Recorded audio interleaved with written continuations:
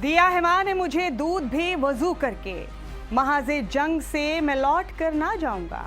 ऐसा लगता है कि मुनव्वर राणा साहब ने अल्फाज जंग के मौजूदा सूरत हाल पर ईरान के हुस्न किरदार को मरकज में रखकर पहले से लिख दिए होंगे। आइए समझते हैं जरा। आपने ये तो सुना होगा कि जब गीदड़ की मौत आती है तो वो शहर की जानिब भागता है, लेकिन अब एक और कहावत मशहूर हो चुकी है, और वो ये कि जब गीदड़ की मौत आती है तो वो शहर की तरफ नहीं बल्कि ईरान की तरफ भागता है। जी हाँ, सही सुना आपने। ट्रंप अब वो गलती करने जा रहे हैं जिसका इंतजार ईरानी मर्द मुजाहिद अपने सुप्रीम लीडर आयतुल्लाह खामेनी और अली लारिजानी की मौत का बदला लेने के लिए भूखे शेरों की तरह कर रहे हैं। खबर यह है कि ट्रंप ने ईरान में जमीनी लड़ाई लड़ने के लिए अपने 10,000 जवानों को उतारने का फैसला किया है। ये यूनिट अमेरिका की सबसे घातक, सबसे खतरनाक यूनिट मानी जाती है। लेकिन खबर यह भी है कि ट्रंप के इस फैसले पर ईरान ने इंतबाह दिया है, चेतावनी दी है कि अगर अमेरिकी सैनिक ईरान में घुसे तो वापस ताबूत में जाएंगे। और ये कहना अब गलत नहीं होगा कि ट्रंप वो गलती करने जा रहे हैं जिसकी दुआ ईरान तहज्जुद की नमाजों में बहुत सालों से कर रहा था।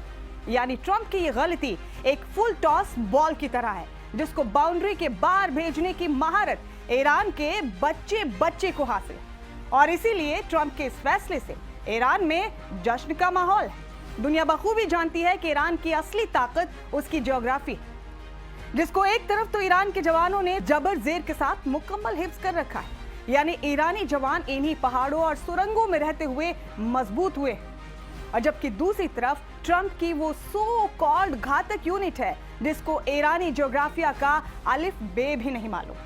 वाज़ेह हो कि ईरान की सरजमी खालिस मैदान नहीं बल्कि यहाँ पहाड़ हैं, सुरंगें हैं, छिपे हुए तंग रास्ते हैं, जहाँ पर जीपीएस ही नहीं बल्कि दुनिया की बड़ी से बड़ी टेक्नोलॉजी भी दम तोड़ देती है। और ईरान ने इस जमीनी जंग के लिए अपने 10 लाख शेरों की फौज तैयार कर रखी है, जिनको ईरान के चप्पे चप्पे की समझ, यानी ट्रंप की आर्मी ये भी समझ नहीं पाएगी कि कहां से बुलेट ने आकर उनके सीने में छेद कर दिया।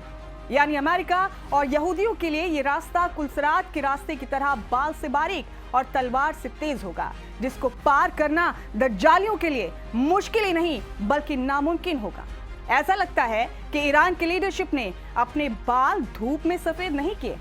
उसे बखूबी मालूम है कि अमेरिका की गंदी नजर ईरान की इकोनॉमी की रीढ़ और सबसे कीमती खर्ज जजीरा पर। ईरान बहुत अच्छे से जानता है कि अमेरिका एक तरफ तो उसे मुज़ाकरात यानी बातचीत का लॉलीपॉप दे रहा है और दूसरी तरफ उसने अपनी नेवी को जजीरा खर्ज की जानिब रवाना कर दिया है। लिहाजा ईरान ने भी इस खर्ज जजीरे के चारों तरफ मौत का जाल बिछा दिया है। ईरान ने इस जजीरा खर्ज के साहिल पर बारूदी सुरंगे, जाल, लैंडिंग जोन के साथ ही तैनात कर दी और कंधे से फायर करने वाला मैन पैड मिसाइल सिस्टम पूरे जजीरा खर्ज पर तैनात कर दिया गया है। ईरान ने इस खर्ज को किले में तब्दील कर दिया है।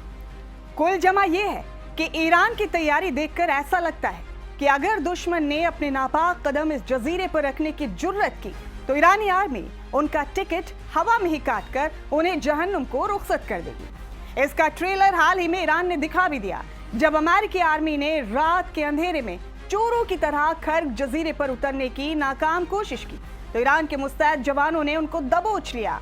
यानी अमेरिका, इजराइल और ईरान की जंग के अभी तक के नतीजे तो यही इशारा करते हैं कि कम से कम अभी तक अमेरिका और यहूदियों ने ऐसी कोई मिसाइल इजाद नहीं की जो ईरान की चट्टानों और ईरानी जवानों के फौलादी सीनों में सुराख कर सके। जय हिंद, जय भारत।